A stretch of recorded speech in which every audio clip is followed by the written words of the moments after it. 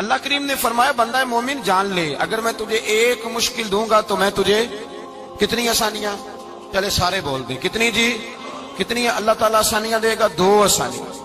ہم لوگ اچھا جب ہمارا ذہن بن جاتا ہے نا کمزوری کا، ہمارا جب مزاج بن جاتا ہے مایوسی کا، پھر معاملہ ذرا ہمارے لیے گمبھیر ہو جاتا ہے۔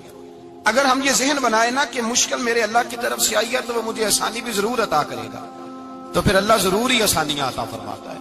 اور جو مشکلات زندگی میں آتی ہیں نا، حضرت مولا علی شیر خدا رضی اللہ تعالیٰ عنہ کا بڑا خوبصورت فرمان ہے۔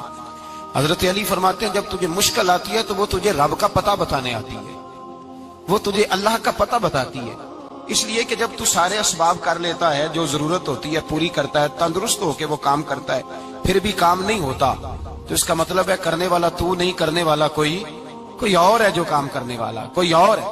تو عزیز بھائی یاد رکھیں، ہر مشکل کے ساتھ اللہ نے آسانی رکھی ہوتی ہے۔ اگر اللہ تبارک و تعالیٰ بیماری عطا کرے تو اس کے ساتھ اللہ پھر جو تندرستی دیتا ہے وہ بھی بڑی اعلیٰ ہی عطا فرماتا ہے۔ اگر اللہ کبھی غربت دے تو پھر اس کے بعد جو اللہ تعالیٰ آسانی دیتا ہے وہ بھی بڑی اعلیٰ ہی عطا فرماتا ہے۔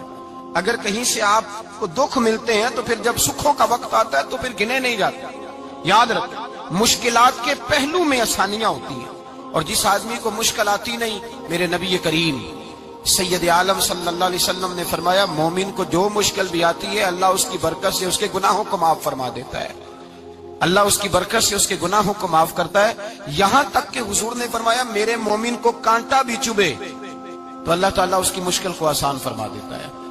2 بزرگ بیٹھے تھے، ایک حضرت احمد رحمت اللہ علیہ اور ایک حضرت شرف الدین منیری رحمت اللہ علیہ۔ تو حضرت شرف الدین منیری کہنے لگے کہ دوست اصل میں وہ ہوتا ہے جو دوست کی طرف سے آنے والی تکلیف پر صبر کرے،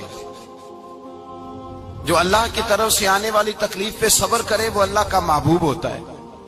تو حضرت احمد فرمانے لگے نہیں مجھے تیری بات کی سمجھ کوئی نہیں آئی، صبر کرے وہ اللہ کا دوست ہے، مصیبت پہ صبر کرے۔ تو کہا جناب پھر اگر نہیں سمجھ آئی تو آپ بتا دیں اللہ کا دوست کون ہے؟ تو آپ فرمانے لگے جو محبوب کی طرف سے آنے والی مصیبت کو اس کا تحفہ سمجھ کے قبول کرے وہ اصل دوست ہوتا ہے، اس کا تحفہ سمجھ کے قبول کرے، اپنے رب کا تحفہ سمجھے، مالک کا تحفہ سمجھے کہ اس نے مجھے تحفہ دیا ہے، مجھے کسی مشکل میں ڈالا ہے۔ تو رب کریم بلا مثال و بلا تشبیہ سمجھانے کے لیے اللہ جب کسی کو مشکل میں ڈالتا ہے، کافروں کو تو اس نے موجیں کرائی ہوئی ہے، بڑی بڑی سہولتیں دی ہوئی ہیں، مشکل میں ڈب بھی ڈالتا ہے، اپنے نیک بندوں کو ہی ڈالتا ہے۔ نمرود اور فرعون کے پیروں میں کانٹا بھی نہیں چبھتا تھا، ان کو تکلیف نہیں آتی، تکلیف کسے آتی تھی؟